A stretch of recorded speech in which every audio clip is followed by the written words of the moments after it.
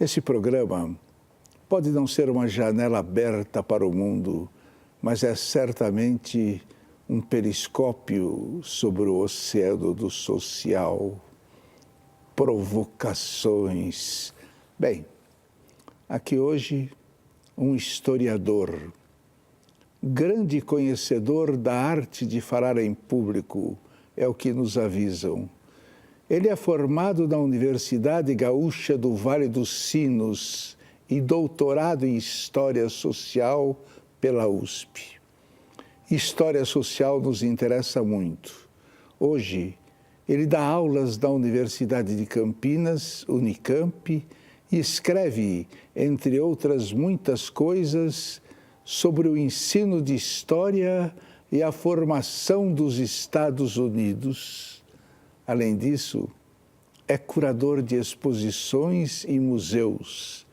Ele vem aqui falar sobre tudo isso que ele quiser, tudo mais o que ele quiser, porque ele merece dizer o que quiser.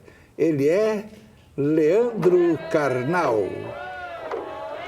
Leandro Carnal, ouça o que disse Raymond Queneau pouco antes da Primeira Grande Guerra.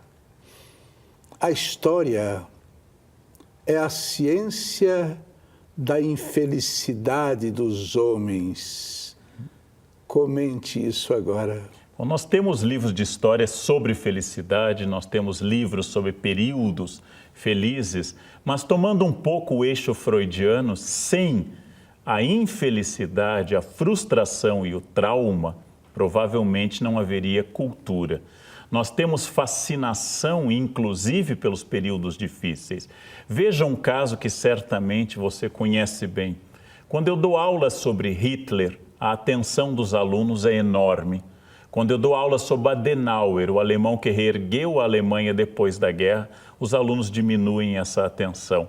Quando eu dou aula sobre Churchill, o homem da guerra, os alunos se interessam. Quando eu dou aula sobre seu sucessor, Attlee, trabalhista, o interesse dos alunos decai. Aparentemente, nosso interesse é pela felicidade no passado, mas há uma sedução enorme pela tirania, pelo terror, pela morte e pela infelicidade. Citando João Cabral de Melo Neto, felicidade dá trabalho. Eu acredito que, inclusive, este trabalho, nessa frase interessante, é porque ser feliz parece algo de mau gosto. Antigamente, falar sobre a felicidade parecia ser um estímulo à inveja das pessoas. Era importante você manifestar certa dor existencial. Felicidade, por exemplo, para a esquerda, sempre pareceu, em determinados momentos, sinal de falta de consciência. Porque se você notasse a quantidade de crianças que morrem na África, você não estaria rindo, você estaria chorando pelos cantos. E também parecia um pouco para o sentido popular da expressão, que ser feliz era de mau gosto, kitsch ou cafona. Na verdade, a história trabalha também com essa apreciação sobre a felicidade. Por exemplo, por que há períodos em que a grande felicidade política, como na Grécia clássica, era muito importante, e há períodos como o nosso, em que a felicidade individual é gerida pela autoajuda, já que hoje o indivíduo é mais importante do que o coletivo. Quem é hoje o grande historiador que você recomenda para ler? Eu fui formado muito pelas ideias do Sérgio Buarque, gostava muito de ler Marc Bloch, o historiador francês assassinado na Segunda Guerra Mundial, e sou muito influenciado por um autor complexo, um jesuíta que foi filósofo e psicanalista chamado Michel de Certeau.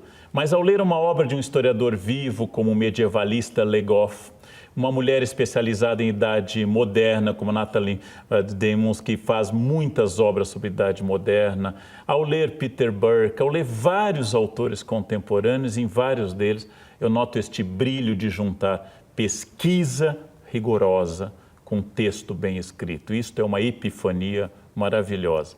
Ler é uma companhia enorme na vida e quem não lê, profetiza um aluno meu, terá uma infância muito solitária e terá uma velhice muito solitária.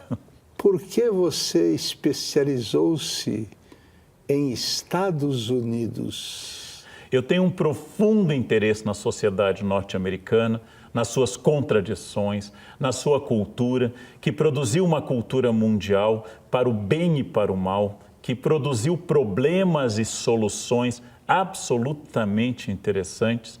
Conheço a sociedade americana relativamente bem, conheço a história americana relativamente bem e tenho uma fascinação por essas ideias como o cinema, como o rock, como a ideia de fronteira, como o imperialismo, como toda essa produção americana que nos influencia tanto. Os americanos causam paixões, às vezes porque a crítica é justa diante de ações execráveis do imperialismo americano e às vezes porque há muito ressentimento e inveja do sucesso norte-americano também. Eu acho que os Estados Unidos é uma potência falsa. Vive devendo ao mundo todo e é muito imponente. Drones são artifícios morais? Os imperialistas na história, romanos, assírios, Carlos Magno, ou então os norte-americanos, que o conceito seja muito diferente em cada época, nunca foram suaves. Os impérios são violentos. Os horrores do rei Leopoldo na Bélgica, as ações genocidas exercidas pela Inglaterra no Afeganistão, a barbárie dos Estados Unidos no Vietnã, todos os imperialismos são absurdamente violentos. O que ocorre nos últimos anos é que o imperialismo, além de violento, está ficando também um pouco hipócrita, porque ele não quer mais matar seus cidadãos, mas só os outros. O drone é uma capacidade absolutamente Pôncio Pilatos de lavar as mãos completamente e matar pessoas sem o peso da morte dos agentes dessa questão.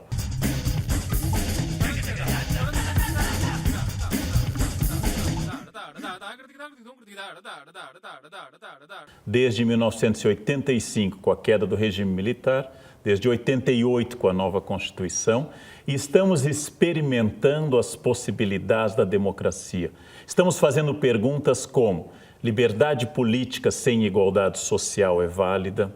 Estamos fazendo a pergunta: ampla abrangência eleitoral com grande poder de empresas é algo que realmente é importante? Questões ecológicas e pessoais são tão importantes como partidos e ideologias e assim por diante. Estamos fazendo perguntas muito interessantes, às vezes com resultados difíceis, mas a democracia é uma experiência permanente, porque ela é absolutamente a capacidade do ser humano integrar a diversidade. Na história social do Brasil, o que mais mexe com os teus males da alma? Eu acho que temos resolvido vários problemas no Brasil, mas não temos nem tentado resolver o problema da educação básica, me incomoda muitíssimo. O desperdício de talentos, de jovens brilhantes na escola, que diante de escolas caindo aos pedaços e professores desmotivados, estes jovens perdem toda e qualquer vontade disso.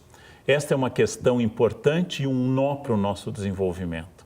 Nós resolvemos várias questões e não resolvemos essa. E a outra que está sendo atacada em várias frentes, mas é resistente e que me perturba muitíssimo, é ainda a existência do racismo no século XXI. Racismo é, de longe, o pensamento mais irracional e imbecil produzido pela espécie humana. Existe um jeito brasileiro de ser? É claro que toda abstração que é brasileiro deve incluir um descendente de imigrantes pomeranos em Santa Catarina e uma comunidade quilombola no interior do Brasil. Mas, em todo caso, é óbvio que nós temos identidade diferente da identidade do norte da Europa ou da identidade asiática. Viajando pelo mundo, a gente nota que essa estranheza nossa com outros povos, nasce dessa identidade, que é muito boa para o indivíduo, é um pouco pior para a organização do coletivo. Ou seja, nosso horror à regra, nossa interpretação permanente da regra, torna nossa vida familiar talvez mais fácil do que nossa vida no trânsito. Vendo, vamos dizer assim, pela ótica alheia, né? Os brasileiros com suas visitas em outras terras, é muito bom ir visitar, mas ninguém quer ficar, né? É porque ser escorraçado na terra alheia é muito humilhante. Então, ser brasileiro é sentir-se em casa, apesar de tudo. Então, eu conheço os meus corruptos, eu conheço os meus amigos, eu conheço o mau funcionamento do meu estado, né? O estado federal, e também conheço como fazer a coisa andar. Eu estou na minha terra, com a minha língua, com os meus acessos. Então, ser brasileiro é sentir-se em casa. Eu acho que todo indivíduo sente-se em casa na sua terra, né? O brasileiro é tão sem vergonha que tudo para ele vira pizza, é samba, é sacanagem, para ele tanto faz. Quem odeia mais neste país? A elite, as classes médias ou o excluído? Bem, eu acho que há vários níveis de raiva presente hoje na sociedade. Eu diria que, tradicionalmente, a alta elite, a elite AAA, ela tem uma relação simpática com o país, mas ela fugiria do país sem grandes traumas em caso de um colapso social. As classes realmente baixas, elas também têm um tipo de raiva distinto. Eu acho que no meio de tudo isso estão classes médias muito rancorosas, muito cheias de uma aspiração de elite e de uma realidade de declínio. E estas classes médias que são promotoras de cultura, que são sustentadoras de circulação de grandes jornais e revistas, que estão presentes na televisão, no rádio e são o público quase dominante do teatro, essas classes médias são sempre o nosso mais perigoso fascismo potencial. Você é daqueles que acham que o novo Papa vai resolver todos os males do mundo? Eu acho que ele não conseguirá resolver todos os males da Cúria Romana. E se ele começar a tentar resolver, é possível que a velha solução do papado, exercida tantas vezes, de abreviar seu sofrimento neste mundo, seja feita de forma mais intensa. Mas, sem dúvida, como espelho da Igreja e como garoto propaganda principal de uma instituição com 2000 anos, ele tem muita importância. E pequenos gestos ou grandes gestos afetam muito. Mas eu cheguei àquela idade que sabe que a chegada de um novo diretor à escola, cheio de ideias, brilhando de entusiasmo, ressurgindo como uma fênix dentro das suas ideias, é algo que vai mais ou menos até abril ou maio.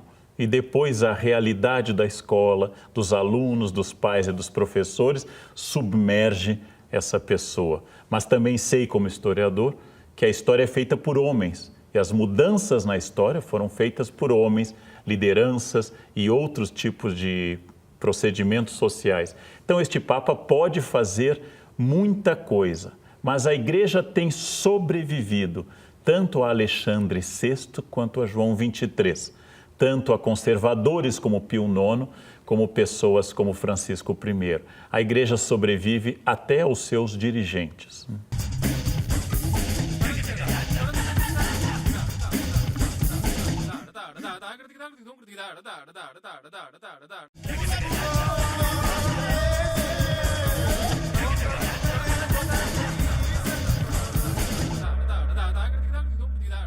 Leandro Carnal, isso é um nome, né? Isso é um nome, isso é um adjetivo. Leandro Carnal, especialista em lideranças empresariais. O que elas querem ouvir de você? Hoje há uma procura muito grande por cursos que discutam questões como liderança, como inovação e um conceito que eu chamo de nova teologia contemporânea, que é o empreendedorismo. Se o meu funcionário for muito proativo, se o meu funcionário for muito independente e empreendedor, ele sai da minha empresa. Então, é uma contradição com a própria estrutura das empresas. Mas as empresas querem pensar muito, a universidade quer pensar, a sociedade está fazendo perguntas muito originais neste momento. Qual foi a maior transgressão que você já praticou? Se você não falar, nós vamos pensar pior. É que eu já pratiquei tantas, já pratiquei absolutamente tantas. Teria que fazer campos separados. Eu já reconheci em textos erros, por exemplo, de irritação ou grosseria com alunos, que são uma grande transgressão com a minha função. Já coloquei isso no livro Conversas com um Jovem Professor, dos erros da carreira.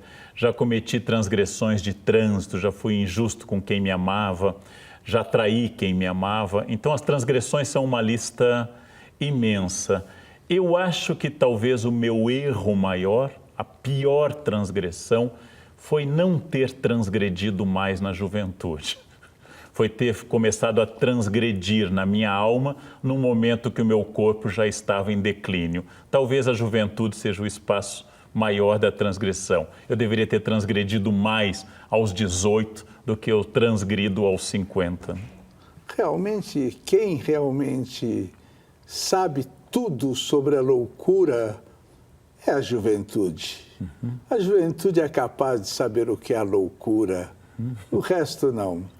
E você é muito assediado por seus alunos ou por suas alunas? Curiosamente, isso tem aumentado com a idade. Eu não sei porquê, não era no início da carreira e está aumentando.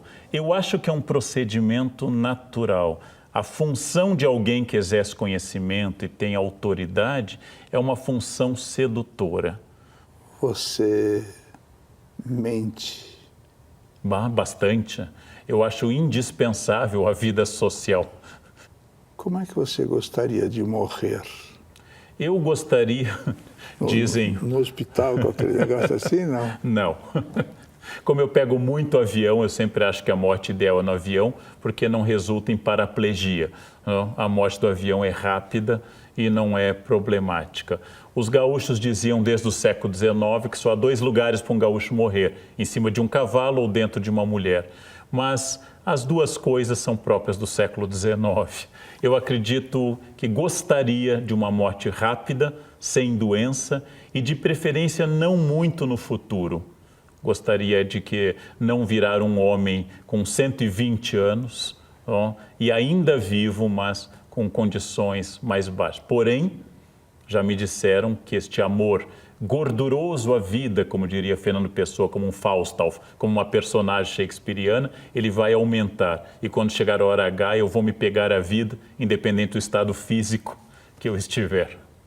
Uma última pergunta para acabar a nossa diversão. Leandro Carnal,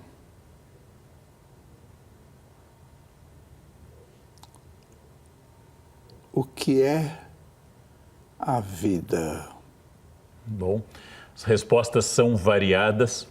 Para mim, a resposta também já foi variada, ela já foi difícil, ela já foi complicada, cheia de complicações falsas ou reais. Hoje é um momento muito melhor, porque a maturidade me trouxe neste momento uma estabilidade pessoal para poder colocar as coisas em perspectiva. Então, hoje a vida para mim está junto às pessoas que eu amo. A vida para mim é profundamente o ato de descobrir coisas pela leitura, o ato de descobrir coisas pela arte, o ato de viajar e encontrar pessoas diferentes, a descoberta dessas coisas, poder ajudar pessoas, coisas pequenas, não épicas, não grandes questões. Aquele projeto de vida que Sartre falava e que me seduziu no início da minha carreira, eu acho que hoje um projeto de vida começa de manhã e vai até à noite. e se recupera ou não no dia seguinte. Mas essas pequenas coisas, hoje eu me permito. Há alguns meses passando por uma casa e vendo um pé de ipê amarelo, inteiramente coberto de flores, eu parei o carro, desci e fui fotografar o ipê. Isso eu não faria há 30 anos. Poder fazer isso, olhar sobre um ipê em flor, neste momento é minha resposta. A vida é feita dessas pequenas e aparentemente banais coisas que me deixam feliz, como fotografar um ipê em flor em pleno apogeu desta floração. Leandro, o que é a vida? Again, não cheguei ao ponto que eu acho que é isso. Por exemplo, está tentando me definir diante da sua pergunta, me esforçando para achar uma palavra ou uma frase de improviso sobre algo que eu não tenho domínio ainda, porque provavelmente me falta, Antônio, a última de todas as descobertas, a mais densa de todas, que é a morte. Talvez eu possa responder naquele momento que Vieira diz que se fecha atrás de nós uma porta eterna e se abre outra eterna e eu estou no meio dos dois caminhos e não posso retroceder e tenho medo de avançar. Neste momento eu poderei definir o que foi a vida. O que ela é um processo que eu ainda estou descobrindo bastante. E ela mudou tanto para mim, tantas vezes nesses anos, que eu ainda acho que pode ter coisa muito interessante pela frente. Tá bom, então vamos aqui dar um abraço, que a única coisa falsa desse programa é um abraço. Ó, fotografa você e claro que não sairá nunca nos jornais, porque não sai nem a fotografia.